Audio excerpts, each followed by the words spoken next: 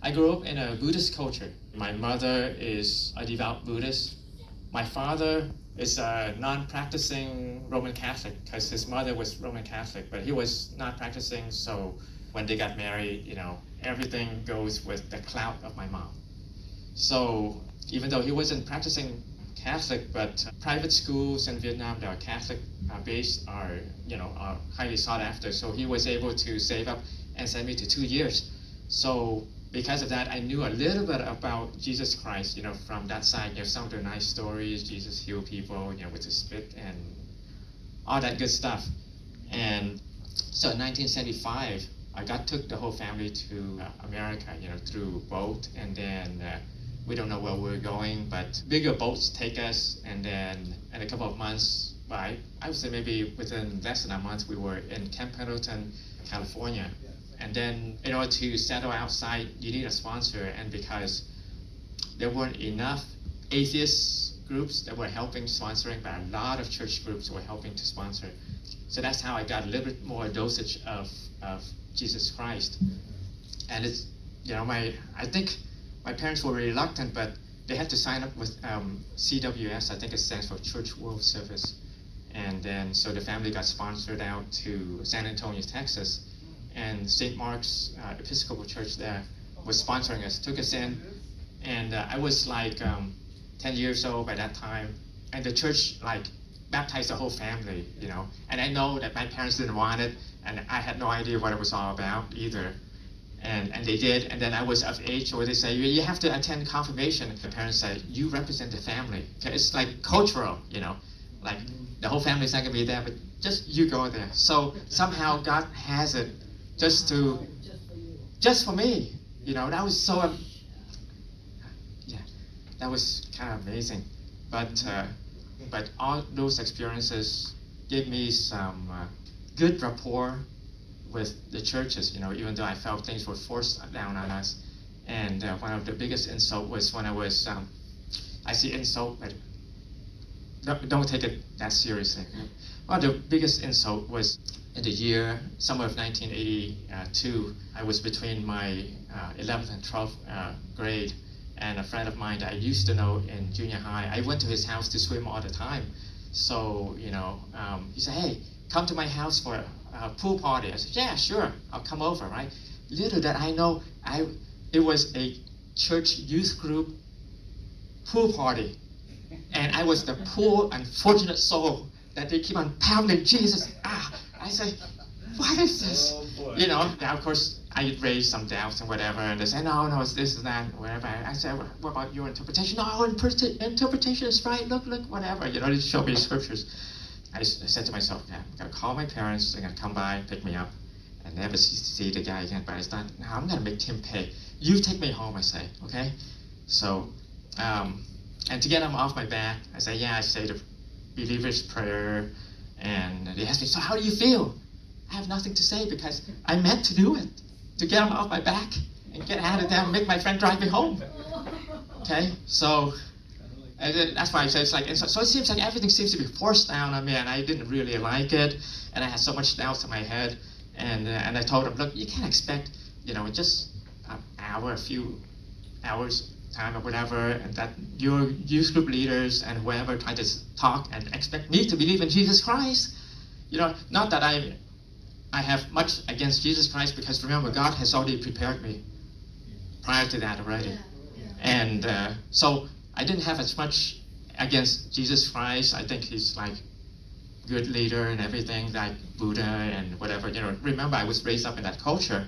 So I said, okay, give me a Bible, okay? And I'll read it, I'll let you know. Okay, so he did, for an ESL, guys know what ESL means, right? English as a second language. It so happened they gave me the Good News Bible, which is very easy to read. And they marked up the book of Gospel according to John. They say, go read that first. And so Greg finally, he gave me a ride home. So I went home. I tossed that Bible on the ground. It slid on the carpet, I remember vividly. And proceeded to go to bed and never see that guy again. I remember his name, his name and everything. I met him years later after I got off college. But so that night I couldn't sleep. And then I said, okay, what to do, pick up the Bible, read it. I said, I don't understand what is going on. I read, I said, there's something in my head, it's blocking, right? And I said, okay, God, if you're real, make me understand, okay? And then I started reading again, and about 3 hours later, I was finished. And still, I said, yeah, just as I expected, he's a spiritual leader, he's a good guy, nothing going on, right? I said I didn't really have much ill thoughts, but life goes on, and the fact that I was able to understand somewhat versus the mental block I had before, I thought, well, maybe that's something. There's something there, and so long story short, a few months later, I decided to go get baptized, and and I said, well, this is me now, not anybody forcing down on me, not those guys, because those guys turned me off. They were like, believe, you hear say this prayer, you are, sinful, lost soul, whatever. Yeah, I know I'm bad, but like other people, and the good outweigh the bad, maybe. That was not good enough, right? But so basically, so after that baptism, I felt so close to God, and then, so I keep on attending Bible studies, and then time for college. I mean, don't get me wrong, see, even at the pool party, you think that's holy pool party? Absolutely not, right? Oh. And when I went to college, it's even worse. Who are these people? How did they get to college? Don't study at all, they party, and do all kinds of nasty stuff. I got to college, I tried to attend some churches there, and I wasn't getting anything. I say, this is so superficial, what's going on? The people's lifestyles are bad, and I prayed to God, take me somewhere else. And right outside of my dorm was a flyer that says, free ride to church. So I took them up on that offer. Those guys, they really work hard. Sometimes in the morning, they don't get ready for themselves, but they had to drive there to pick me up. They were not happy. I was happy. I was in college, I live in a dorm, no way to get to there.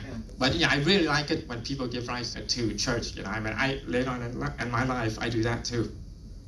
So I credit that church with giving me the evidence for faith, because I had so much doubt on reliability of the scripture. How do you say this is the Bible, it's the Word of God, and all of this? And they gave me enough. I should say, not they, but God gave me enough. Yeah.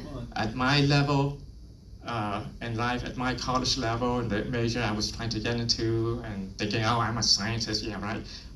I'm a scientist and stuff like that, so I don't believe this and that. But somehow, there was a good mixture there. I mean, I don't believe maybe 25% of the stuff that I learned back then, but at that time, those were what was good, just enough to keep in the faith. That was it. Amen. That was it. I mean, I can go against a lot of those ideas now. Now having walked with the Lord. But I also credit that church with that. They were keeping the Sunday holy. They say, look, one of the 10 Commandments to them is Sunday. They hated Sabbatarians and stuff like that, But I credit them for that and keeping the dietary laws. Because after I graduated, started to go back to California and attending church, and then I saw the needs was great, so I volunteered for a lot of stuff that nearly burned me out. But throughout that process, God was making it firm for me that okay, I'm away from the church, all those friends of mine, church and college and whatever, but do I really want to keep the dietary laws of God? Do I want to keep the Sabbath day holy, even though it was on a Sunday? And so I was, teaching the younger people and whatever. It became solidified in me, and that was not good in the Sunday church. There was a lot of friction, a lot of stuff going on. They make me out to be somebody crazy, somebody who's keeping it for salvation and things like that, and throw the book of Galatians on me, right? They even had me translate the book of Galatians to Vietnamese. So I did that, right? Still didn't, I went through, did that, and I don't see anything about legalism stuff going on that I'm doing. So God shook things up, and then in 1996 I said, I'm not staying here anymore because I had kids. It was undermining my ability to fulfill God's role as the spiritual leader of my house. So at that time, God opened some avenues, and I finally was able to keep the Sabbath day on Saturday. I said that was fantastic. And then, so that particular church, I don't want to mention the name because many people have different paths that God takes, so I don't want to say which group is better or not. But for some reason, God put in my heart to keep the Passover. And so I was doing that, even though I was going to that church, and they don't keep the Passover. They just focus on the Saturday Sabbath, and that's it. And it was a great relief because there was a lot of stuff going on. I thought I nearly lost my family and all kinds of stuff, right? And so that was 1996 when I started. So years later, for some reason, I remembered on one of our Wednesday night Bible study that talked about, the people that honor God, keeping the Sabbath day holy. God will cause them to ride on the heights of the land and feast them on the inheritance of Jacob. I said to myself, inheritance? That sounds like money. To me, I did just think inheritance is money. So, I look back in the year 1996, I was slaving for McDonnell Douglas, which later on got sold to Boeing. So I was slaving for them. So I started in 1988 summer, and here I am in 1996. So 7.5 years later, 1996 was a special year. For some reason, I got called into the office twice to give a raise, and then I got like another regular raise at the right time in March of 1997. I was adding the raise that year. Did you know the raise that year, that 3 raise, was more than 7 years prior? It was amazing. And I'm sure many people may have gotten a blessing like that, but this one is so timed. I've been keeping the Sabbath day faithful to God, midnight to midnight. I know, maybe not exactly right, but and here I am starting to keep the Sabbath day, evening to evening, or really night to night, right? From after the sun goes down on Friday evening, and just got so timed it. I said, oh, where'd that mattress to? Because I was thinking inheritance was money, right? Like, wow, God really blessed me right under my nose. I didn't know about it until I looked back.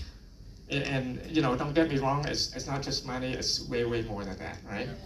In this life and the life to come. But then God shakes things up more, and in 2014 I started to go to another avenue that in 1995 I knew existed.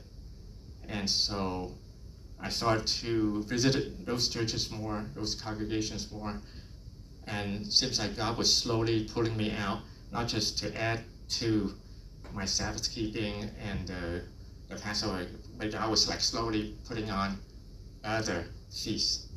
These like appointed times that God has set for us. This is not like holidays that man can give. So I was glad of that. So yeah, so a new journey started like in 2015 for me, and God is still there. God is still faithful. I mentioned about money and stuff like that. In my early days, I wanted to retire young, retire early. I even made a retireyoung.com thing, and and boy, that was me, okay? Man, plans in his heart, but God directed his step. God wasn't going to let me do that. God was not going to let me do that. Everything I did seems like fail after fail. I say, I'm living on a string, and I'm just going to keep on faithfully serving God and do what I can. But I know at any one point, I'll be like on the streets, right? All I had to do was just get laid off for real once, right? I was given notice many times, and God always finds something for me to do, and God always saved me. Sent some people, some angels of God, they don't know that, right? To save my job. So I was okay. And then all of a sudden, when my daughter decided to go to medical school, and then I was just so sick of pressures from work and whatever. I said, I want out. And I bought a house up in Virginia and was paying like mortgage in 2 places. I said, it cannot last. And I asked my work, please lay me off. And they said, no, please give me a raise. They said, well, I asked for a raise, but it's really like, they have to put me on a higher level, a higher grade. I asked for that. I said, look, I'm a team lead now, whatever. He said, no. So it doesn't look good on me. And then the pandemic came and hit some. And then, the last time I spoke to them was in March, middle of March. The answer is no. About a few weeks later, the company sent out a memo saying anybody that wants to retire early can ask for the early day off. And that was good because that gave me much more benefit. So in the end, all my failures from the time I wanted to retire early until then was like evened out, because it was a good timing for everything.